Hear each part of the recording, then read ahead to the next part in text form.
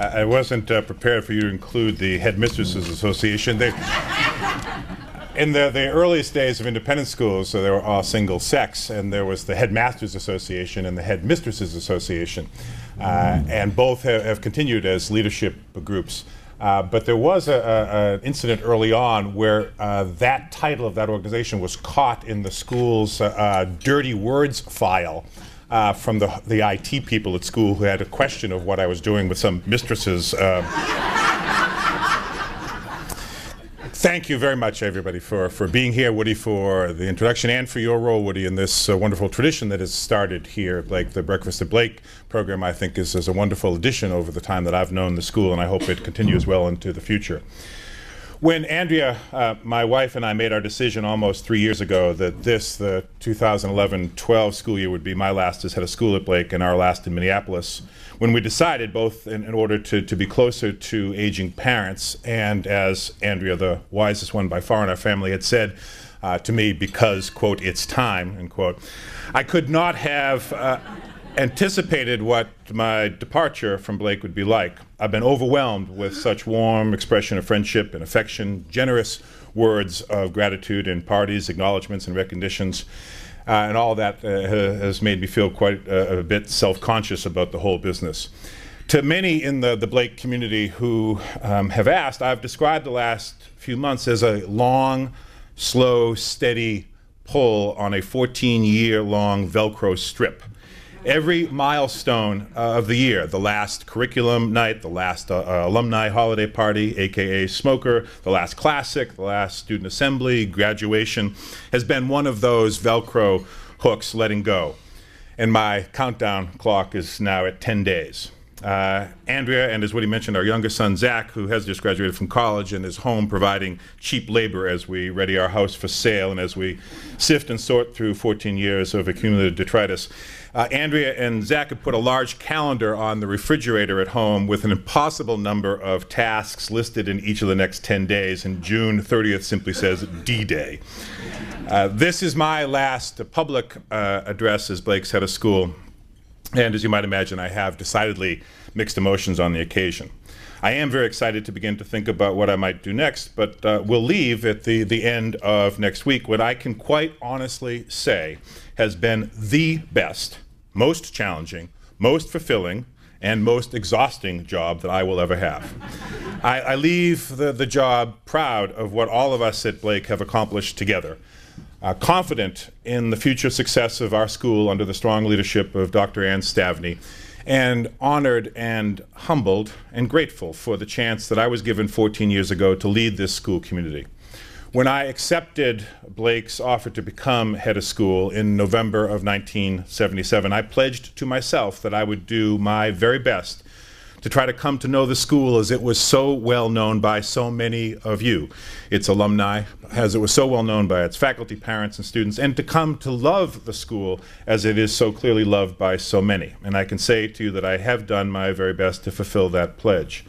I can also say that while I will walk out of my office on the Hopkins campus for the last time as Blake's head of school next Friday, June 29th, with my own little private clip of Mr. Chips playing in my mind, I can promise that to me it will not be a goodbye forever, but it will be, I hope, a see you later.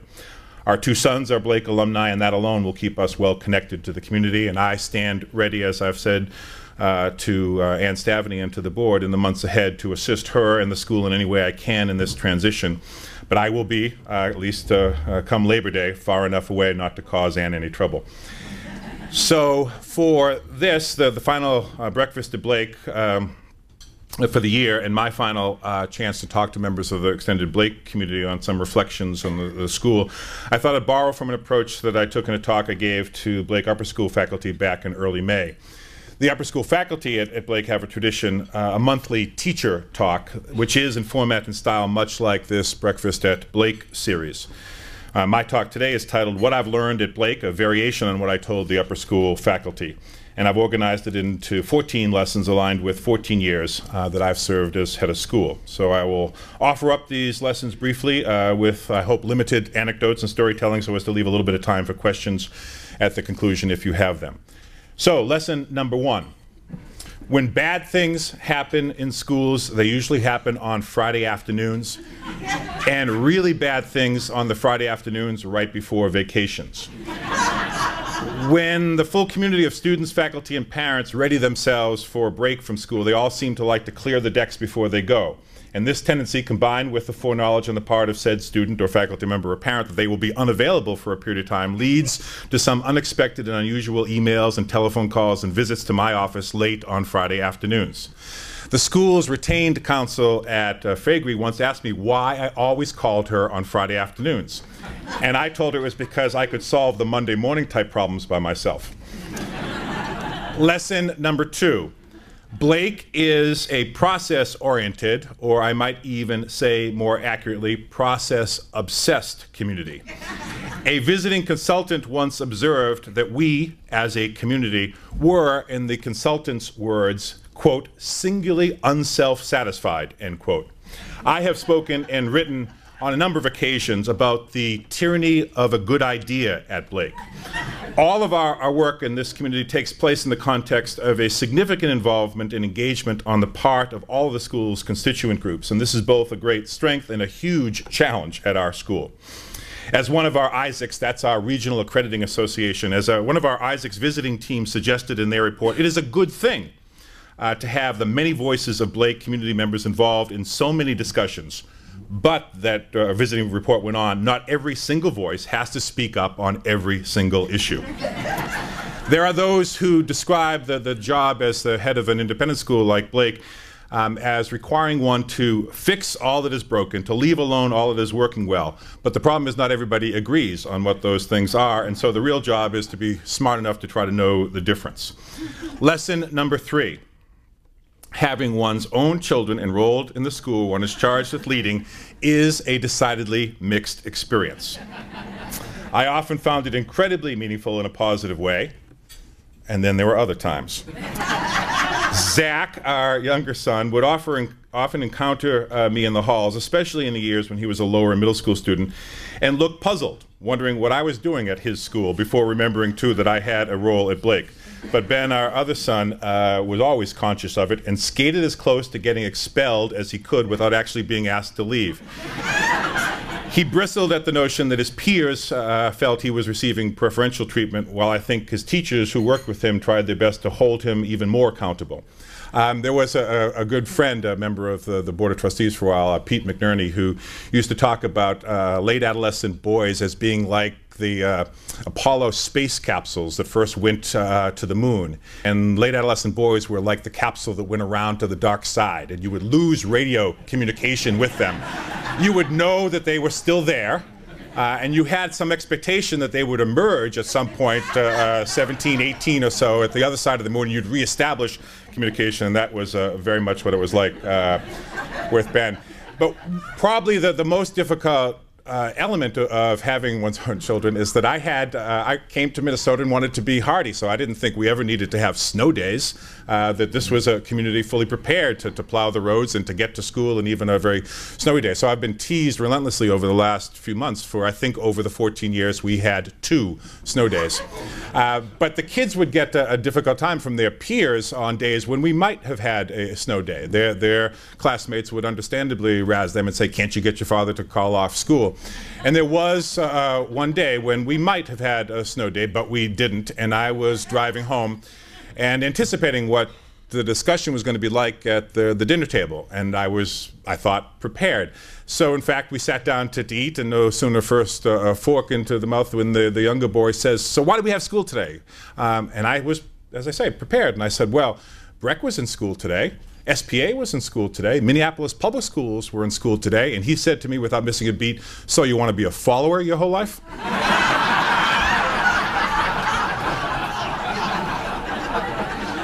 It's one of the things that's been fun working with Blake-level students, is they can be clever and humbling. Lesson number 4.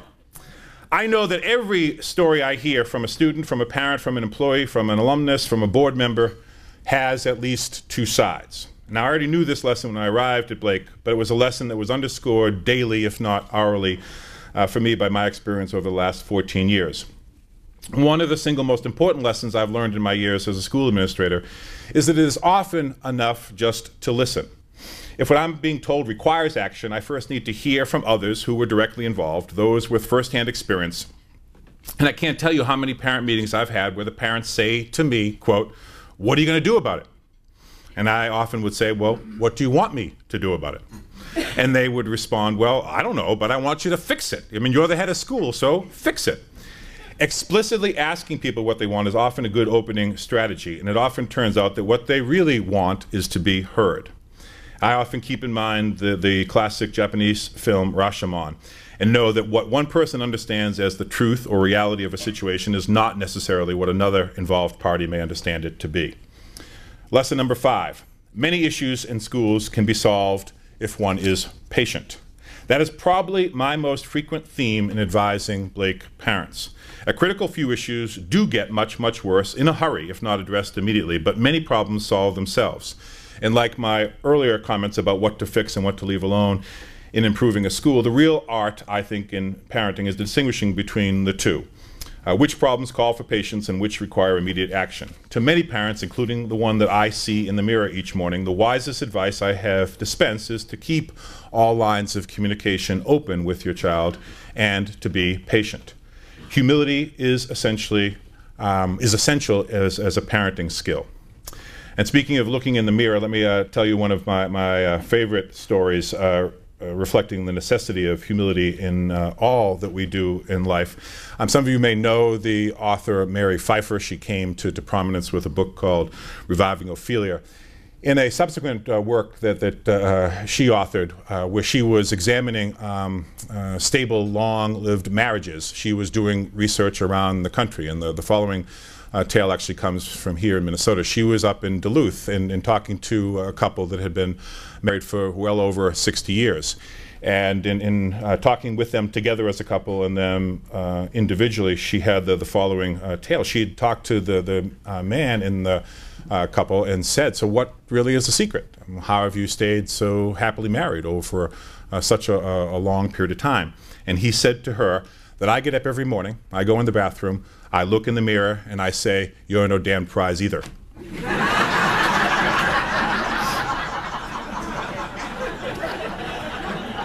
Lesson number 6.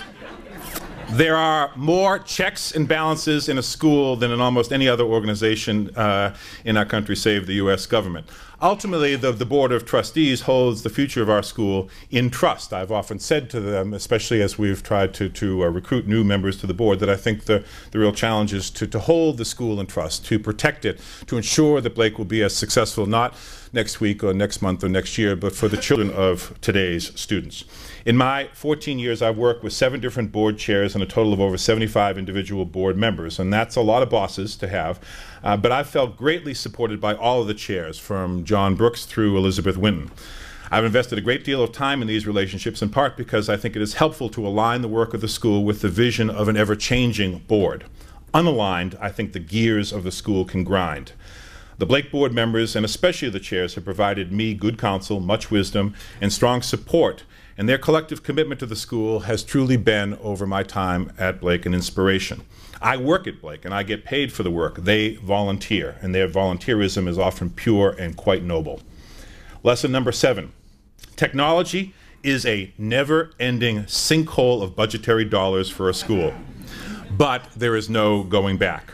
If you told me at age 16 or 20 that I'd be spending 3 or more hours a day at age 55 at a keyboard typing, I'd have said you were crazy. iPads, wireless access, laptops, global online academies, smartphones, flipped classes, Google Docs. When I first started working at Blake, and I see Marilyn Kelly, who is directing technology here, but when I first started at Blake in 1998, one of my goals working with Marilyn was to unify 14 different databases that the school had. And I also remember I worked together securing our first domain name as blakeschool.org and abandoning the clumsy pvt.k12.mn.us. I recall the research we did in deciding on a single software system for both academics and administration. From a technological point of view, it is an amazingly exciting and transformational period in which we live. In my opinion, we are only at the very beginning of this revolution, but it will not, in my mind, replace us as a bricks and mortar school. I think there will always be a need for real-time, in-person community.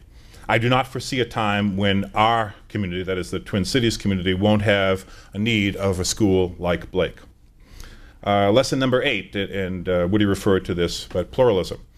One of the overarching motifs of my work in schools, from Amherst to St. Anne's to Isidore Newman to Riverdale, now to Blake, has been my commitment to pluralism. From my experience as a child in Boston with busing of inner-city Boston children to our suburb, to my undergraduate experience at Amherst with Professor Henry Steele Commager and his friend John Hope Franklin, to my almost career-long association with a program that was initially known as Summer Bridge. It's now Breakthrough. We call it at Blake Learning Works. Diversity, that is racial, ethnic, religious, socioeconomic diversity, have all figured prominently in my core commitments to the sort of community I wanted to see created at our school. At Blake, the early community challenge that arose around That's a Family video was a test case for me. Had the board not supported me, I do not think I could have stayed at Blake, but the board did support me and I've stayed, and I'm proud of the leadership role that Blake has played in the work of civil rights for LGBT members of our community. I'm also proud of the establishment of the Office of Equity and Community Engagement at Blake.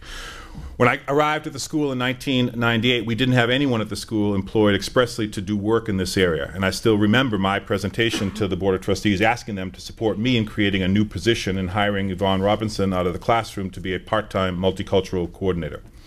And I still feel and remember the bruises from our white privilege work to prove that the path isn't always easy, nor do I feel I've always chosen the exact right path, but the direction of our movement has always been clear to me. I think it is part of our nation's destiny and challenge to try to forge an unum out of our always increasing pluribus. Lesson number 9. I had no idea just how gratifying mentoring other school leaders would be. Many of you who have known Blake for far longer than I have will recall some of the rich traditions of Blake as a place that has long cultivated other successful independent school leaders. And that tradition continues. I first hired Mike Downs, and then Lisa Lyle, and then Lukey Wells, and now Rand Harrington to fill the role of assistant head of school. And all three of Rand's predecessors, immediate predecessors in this role, have gone on to head schools of their own, as has Joe Seivold, the recent middle school director.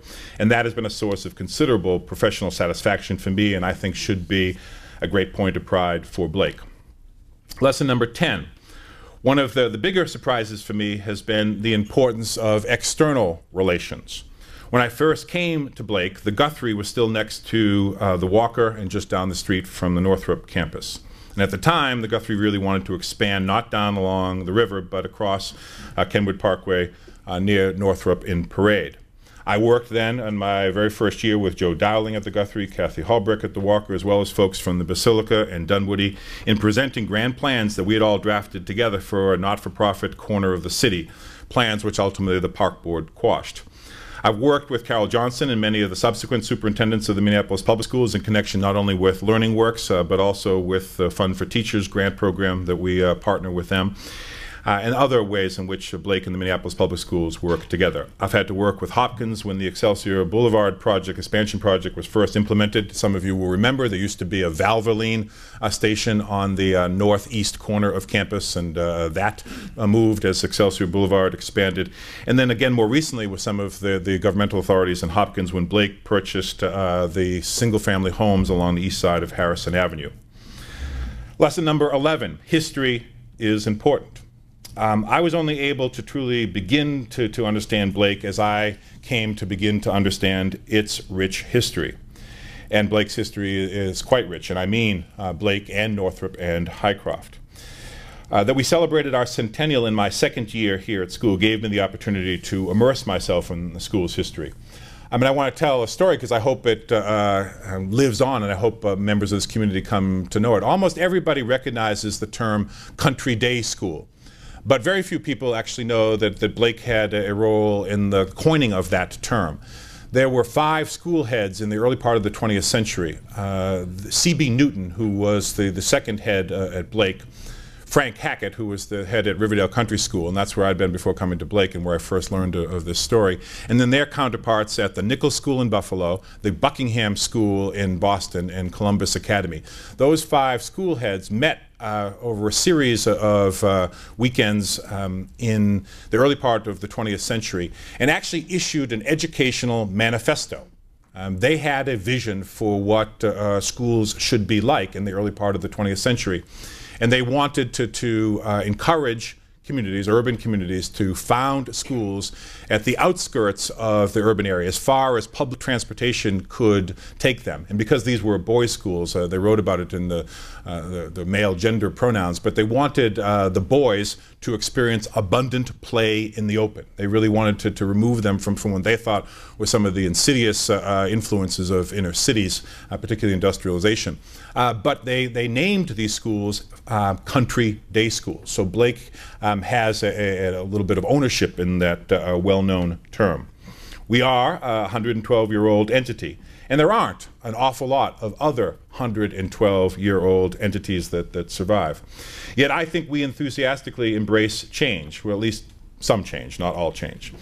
If you don't know Blake's history as fully as you'd like, and I know Kathy McLean is here in attendance, so she'll have to bear witness to my promise and help me fulfill it. But I would love to see even wider circulation of the Centennial History book. So anyone who's here in attendance who gets in touch with the head of schools office who would like a copy of that gratis, because I still have a little budget left at the head of schools before June 30th date, I will send you as my present copy of that Centennial History. All you have to do is to promise to read it. One of the other things that has I think, helped connect me, and I know that folks in the advancement office have wondered about the wisdom of this allocation of time, but in 14 years, every gift that has come to the school has been acknowledged through a letter that I've written through my office. And not only that, but asked the advancement office to supply with those little background on the donor. And that's given me a chance, as I've signed those letters and written notes, to really get to know the alumni community, some 8,000 strong. And there are people that I've never met face to face, but with whom I've developed a bit of a correspondence, because once a year they make a gift to the school and I have a chance to write them a note of thanks. Lesson number 12. Having a long-term perspective was exciting for me, and I think good for Blake. When I arrived, I had, for the first time in my professional life, a time horizon that stretched out for what I considered to be a really long period of time. That we were coming here, and I thought that if the school liked my work in leadership, and if my family was well served here, as they have been, that we would stay for a while. So I had, from the very beginning, some thoughts and plans, and I had for myself, not even shared with the board, but I had a 5, a 10, a 15, even a 20-year plan of some of the things that I thought might help make this very strong and successful school even better. The work I set out for myself early on built, as I say, not just on the short term, but really on measured in decades of the school's work.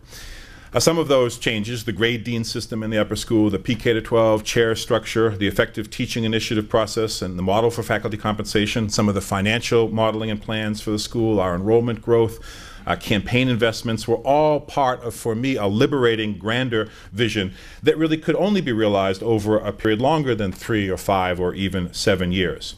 The Northrop expansion and renovation, the Highcroft expansion and renovation, the Armith Stadium, the renovation of the pool, now our current Center for Science and Information Technology, all were possible, but not only as a part of short term, but had to be part of a much longer term game plan for the school. I've done the best I can to ready the work of the head of school's office for Ann Stavney. She and her family arrived just earlier this week and actually are living, I think, about 2 blocks in that direction. And I wish her an equally long association with Blake. She may, in fact, want to match the same 14 years. She and her husband, Dan, have a pre-kindergarten child entering, and that makes for 14 years. And why would they want their daughter to go to any other school other than Blake? Lesson 13. Blake is, above all else, a community of amazing, talented, wonderful, occasionally frustrating, but basically really good people. The faculty and staff, students, the parents, the board, the alumni make up the main constituent groups that I've tried my best to balance in terms of spending time with each of them and giving as much attention as I could to each of those groups, and to try to get to know them best I could. It has been demanding of me and of my family, but it's also been incredibly, extraordinarily gratifying and rewarding. And there is much that I will miss about Blake, but most of all, I'll miss people in the community. And I'll save you having to read the last alumni bulletin, but the following is most of the message from there. 3 days before the end of school, I received a letter from a second grade student, Hannah. And in that classic lower school stationery with big spaces and a dashed line halfway, so that her printing that showed lots of erasures but lots of care, attention, had written me a letter. And the letter began, "Dear Mr. Gulla, I wish you were not leaving, because I have a few questions to ask and I never had a chance. So here they are." And she listed questions that went on for more than a page.